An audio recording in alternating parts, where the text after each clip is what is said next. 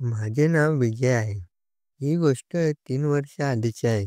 मी एका मोठ्या कपड्याच्या दुकानात काम करत होतो. माझ्या मालकाने मला राहण्यासाठी एक रूम दिली होती. त्या रूममध्ये मी तेव्हा एकटाच राहत होतो. माझे आई-वडील गावी राहत होते. मी जे काही इथे कमवत होतो, त्यातले अर्धे पैसे मी गावी पाठवून देत होतो. मी जिथे राहत होतो, ते 5 मजली बिल्डिंग होती. मी 4थ्या मजल्यावर राहत होतो. आणि 5व्या मजल्यावर या घराची मालकीण तिच्या नवऱ्यासोबत राहत होती. त्या वहिनीचे नाव मानसी वहिनी होते. मानसी वहिनीचे वय 24 वर्षे होते. ती दिसायला खूपच सुंदर होती. तिचा नवरा एका मोठ्या कंपनीमध्ये काम करत होता. त्याला नेहमी त्याच्या कंपनीच्या कामासाठी शहरातून बाहेर जावे लागत होते. मानसी वहिनी सोबत माझे कधी-कधी बोलणे होत होते. मी जिथे राहत होतो त्या ठिकाणी पाण्याचा थोडा प्रॉब्लेम होता. मला रोज सकाळी 8 वाजता कामाला जावे लागत होते आणि पाणी सकाळच्या 9:30 वाजता येत होते. मानसी वहिनी माझ्यासाठी पाण्याचा 2-3 कळशा भरून ठेवत होती. मी एक मोठी 20 लिटरची पिण्याची पाण्याची बॉटल बाहेर ठेवत होतो आणि वापरण्यासाठी मानसी वहिनी तिच्या घरातली 2-3 कळशा भरून ठेवत होती. आणि मी जॉबवरून घरी आल्यावर ते पाणी माझ्या रूममध्ये घेऊन जात होतो. एके दिवशी मला जॉबवरून घरी यायला रात्रीचे 11:30 वाजले. मानसी वहिनीने माझी पाण्याची बॉटल भरून तिच्या रूममध्ये ठेवली होती. जेव्हा मी घरी आलो तेव्हा मानसी वहिनीला आवाज दिला, "वहिनी बॉटल कुठे आहे?" तेव्हाच किचनमधून वहिनीचा आवाज आला, "तुझी बॉटल माझ्या रूममध्ये आहे." हॉलचे थोडेसे काम चालू होते, त्यामुळे भरलेली बॉटल माझ्या रूममध्येच मी ठेवली आहे. तेव्हा मी वहिनीला म्हणालो, "ठीक आहे वहिनी, मी फ्रेश होऊन 5 मिनिटातच येतो." वहिनी म्हणाले, "ठीक आहे." जेव्हा मी फ्रेश होऊन वहिनीच्या घरी आलो, तेव्हा त्याच्या घराचा दरवाजा मला उघडा दिसतो. म्हणून मी त्यांच्या घरात डायरेक्ट वहिनीच्या रूमपर्यंत आलो. तेव्हाच मी पाहिलं की वहिनी त्यांच्या रूममध्ये कपडे बदलत होती. आणि त्याच वेळेस मी चुकून तिच्या रूममध्ये गेलो.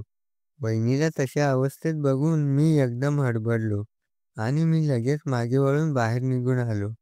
थोडा वेळ मी बाहेरच थांबलो आणि त्यानंतर मी बाहेरूनच वहिनीला आवाज दिला, "वहिनी तुम्ही घरात आहात का?" तेव्हा वहिनी म्हणाले, "हो आहे." तेव्हाच वहिनी रूममधून कपडे बदलून बाहेर आली. त्यानंतर मी पुन्हा घरात गेलो. वहिनी म्हणाली, "माझ्या रूममध्ये पाण्याची बॉटल आहे. घेऊन जा." मी पाण्याची बॉटल घेऊन माझ्या रूममध्ये आलो. त्यानंतर मी जेवायला बसलो. जेवताना मला वहिनीचे तेच दृश्य डोळ्यासमोर येऊ लागले. जेवण झाल्यावर मी बेडवर पडलो. तेव्हाही माझ्या डोळ्यासमोरून वहिनीचे ते दृश्य काही जातच नव्हते आणि मी वहिनीबद्दल विचार करू लागलो. कारण आजपर्यंत मी कोणत्याही मुलीला किंवा कोणत्याही बाईला प्रत्यक्षात अशा अवस्थेत पाहिले नव्हते. त्यामुळे माझ्या मनात एक खळबळ उडाली होती. त्या दिवसापासून वहिनीकडे पाहण्याचा माझा दृष्टिकोन बदलला. मी वहिनीसोबत थोडं जास्तच बोलू लागलो. एके दिवशी मला रविवारची सुट्टी असल्यामुळे मी माझ्या रूममध्ये मोबाईल बघत बसलो होतो. तेव्हाच मी बघितलं की वहिनीच्या गॅलरीतून वहिनीचे काही छोटे कपडे माझ्या गॅलरीत वाऱ्याने उडून पडले होते. माझी नजर बाहेर गेली. मी येऊन बघतो तर वहिनीचे छोटे कपडे होते. मी ते हातात घेतले.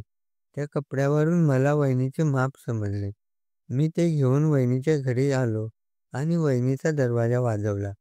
जेव्हा वहिनीने दरवाजा उघडला तेव्हा मी वहिनीला म्हणालो, "वहिनी हे तुमचे कपडे तुमच्या गॅलरीतून वाऱ्याने उडवून माझ्या गॅलरीमध्ये पडले होते." जेव्हा वहिनीने ते कपडे बघितले तेव्हा तिने पटकन माझ्या हातातून काढून घेतले आणि लाजू लागली. तेव्हा आता माझ्याकडे पाहण्यास हिंमत वाटत नव्हती. तेव्हा ती लाजतच मला म्हणाली, "आज तुला सुट्टी आहे का?" मी म्हणालो, "हो, आज मला सुट्टी आहे." ती म्हणाली, "मग रूममध्ये एकटा काय करत आहेस? ये ना आतमध्ये, बस सोफ्यावर. मी तुझ्यासाठी चहा ठेवते."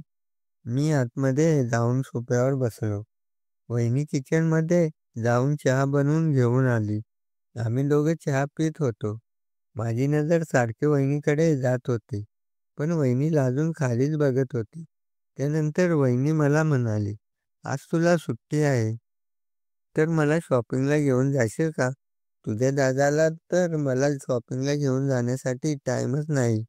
ते आज पण कामाला गेले आहेत. बघ तू माझ्यासोबत येऊ शकतोस का? तुझ्याकडे गाडी आहे, लगेच जाऊन येईल म्हणून मी तुला विचारले. तेव्हा मी वहिनीला म्हणालो, "ठीक आहे वहिनी, संध्याकाळी 6 वाजता जाऊया. सध्या माझं बाहेर थोडंसं काम आहे. त्यासाठी मी आता तर फ्री नाही. 6 वाजता आपण शॉपिंगला जाऊ." तेव्हा वहिनी म्हणाली, "ठीक आहे, मला तुझा नंबर दे." आम्ही दोघांनी एकमेकांना नंबर दिला.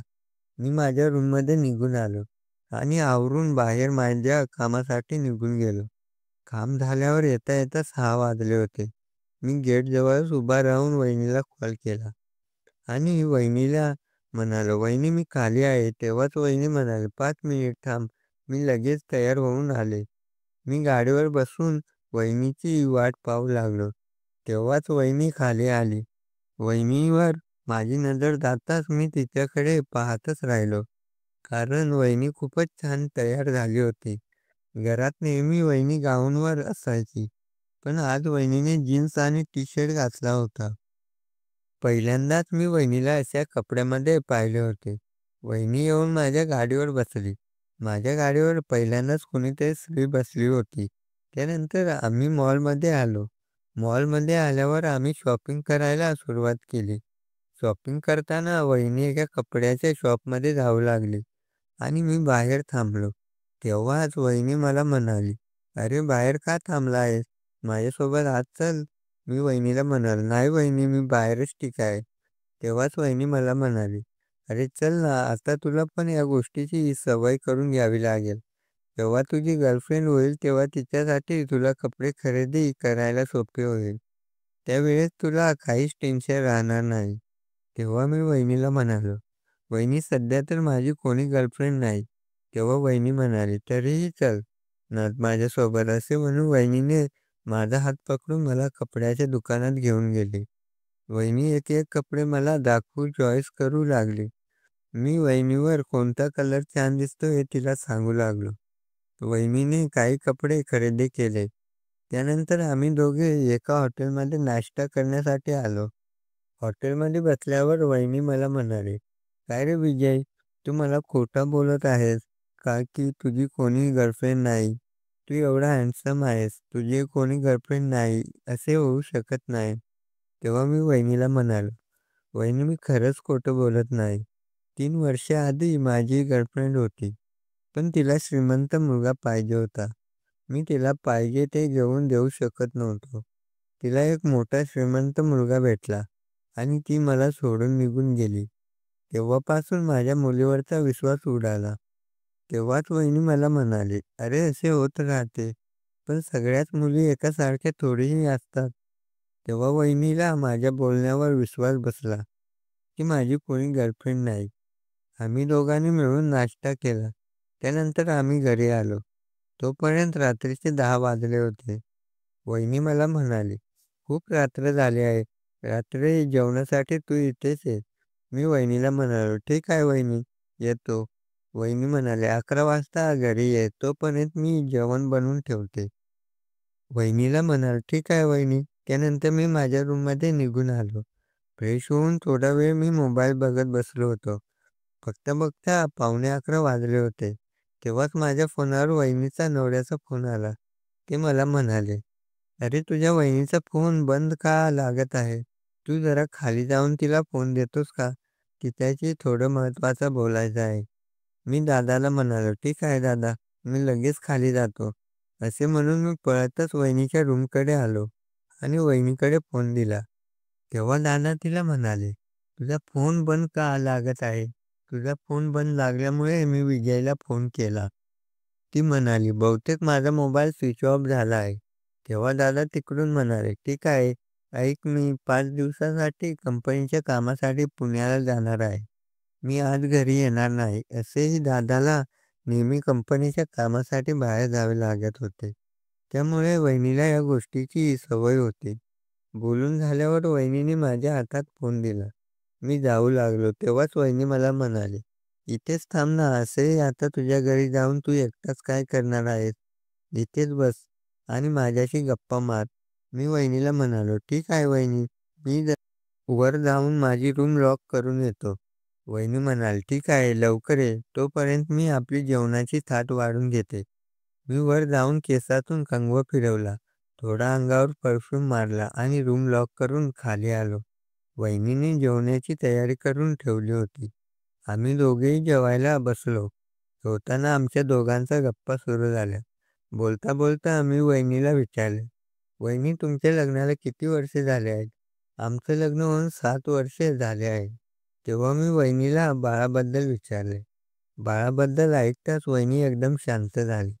मी पुन्हा तिला विचारले. तेव्हा ती म्हणाली, "मला याबद्दल काही बोलायचं नाही. तू दुसरे काहीतरी बोल आणि इथून पुढे मला याबद्दल पुन्हा काही विचारू नकोस." हे ऐकून मला असे वाटले की वहिनी माझ्यापासून काहीतरी लपवत आहे. मी वहिनीला याबद्दल खूप फोर्स केला. तेव्हा वहिनी रडू लागली.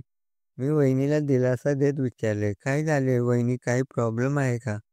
तेव्हा वहिनी मला म्हणाली, "बाळ होण्यासाठी नवऱ्याने मला टाईम तरी द्यायला पाहिजे ना.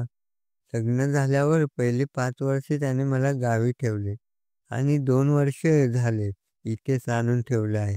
पण ते नेहमी कामासाठी बाहेरच असतात आणि जेव्हा कामावरून घरी येतात तेव्हा ते जेवून झोपून टाकतात. ते सर्व करायला आम्हाला टाईमच भेटत नाही. मग तूच सांग कसे होणार बाळ?" तेव्हा मी वहिनीला सहानुभूती दिली. आमच्या दोघांचे जेवण नुकतेच झाले होते.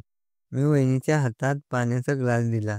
तेव्हाच वहिनीच्या हातातून ग्लास घसरला आणि त्यांच्या अंगावर पाणी सांडले. वहिनीचे सगळे कपडे भिजले होते. वहिनी पुन्हा कपडे बदलण्यासाठी तिच्या रूममध्ये निघून गेली. थोड्याच वेळात वहिनी कपडे बदलून बाहेर आली. वहिनीने एक जाळीदार टी-शर्ट आणि खाली नाईट पॅन्ट घातली होती. त्यात वहिनी खूपच सुंदर दिसत होती. वहिनी म्हणाली, "असे का पाहत आहेस?" तेव्हाच माझ्या तोंडातून निघाले. नजरेने माझ्याकडे बघून मला वहिनींनी, "तुम्ही या ड्रेसमध्ये खूपच सुंदर दिसत आहात." तेव्हाच ती हसत मला म्हणाली, "मग मी अशी काही दिसायला खराब दिसते का?" तेव्हा मी लगेच तिला म्हणालो, "अरे वहिनी, तुम्ही तर खूपच सुंदर आहात. जर मला तुम्ही पहिला भेटला असता ना, तर मी तुम्हाला माझी गर्लफ्रेंड बनवले असते." तेव्हाच वहिनी माझ्यावर रागावून मला म्हणाले, "हे जरा जास्तच झाले नाही का?" वहिनीचे हे वागणे बघून मी थोडे घाबरलो आणि मी विचार करू लागलो. मी जरा जास्तच वहिनीला बोलून गेलो. त्यानंतर मी वहिनीची माफी मागितली. "सॉरी वहिनी" असे म्हणून मी माझ्या घरी जाऊ लागलो. तेव्हाच वहिनींनी माझा हात पकडला आणि मला म्हणाली, "आता कुठे जात आहेस? इथेच थांब. तुझ्यासाठी मी ज्यूस बनवले आहे. ते कोण पिणार?" मी गपचूप सोफ्यावर बसलो. वहिनी किचनमध्ये गेली आणि दोघांसाठी एक ग्लास ज्यूस घेऊन आली. आम्ही दोघे टीव्ही बघत ज्यूस पिऊ लागलो. टीव्हीमध्ये इंग्लिश मूव्ही लागला होता. त्या मूव्हीमध्ये नको ते असले सीन चालू होते. ते सीन बघितल्यावर मला वहिनीच्या समोर लाज वाटू लागली आणि मी माझी नजर इकडे-तिकडे करू लागलो.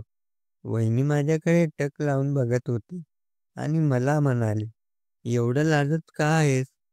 कधी कोणत्या मुलीला किस केले नाहीस का तू?" मी वहिनीला म्हणालो, "नाही वहिनी, मी आतापर्यंत कधीच कुणाला किस केली नाही. माझी जी आधीची गर्लफ्रेंड होती, ती मला जवळ येऊ देत नव्हती." तेव्हा वहिनी मला म्हणाली, "तू मला असे का बोलत होतास की तू मला गर्लफ्रेंड बनवला असतास?" तेव्हा मी वहिनीला म्हणालो, "सॉरी वहिनी, मी पुन्हा असे नाही बोलणार." तेव्हा वहिनी म्हणाली, "हे बघ, जर तू मला तुझी गर्लफ्रेंड बनवलास तर माझे सगळे नखरे तुला उचलावे लागतील." वहिनीचे हे बोलणे ऐकून मी एकदम चकित होऊन वहिनीकडे पाहू लागलो. तेव्हा वहिनी स्मित हास्य करत माझ्याकडे बघत होती. मी लगेच वहिनीला म्हणालो, "ठीक आहे वहिनी, मला मान्य आहे." तेव्हा वहिनी म्हणाली, "माझ्या नवऱ्याला जर माहीत झाले तर?" मी तिला म्हणालो, "त्यांना कोण सांगेल? असेही ते कधी घरी असतात का? त्यांनी कधीच तुम्हाला टाईम दिला नाही. त्याची कसर मी पूर्ण करतो." तेव्हा वहिनी "हो का?" असे म्हणून ज्यूस पिऊ लागली. थोड्याच वेळात आमच्या दोघांचे ज्यूस संपले. वहिनी ग्लास घेऊन किचनमध्ये जाऊ लागली. मीही माझ्या रूमकडे जाऊ लागलो.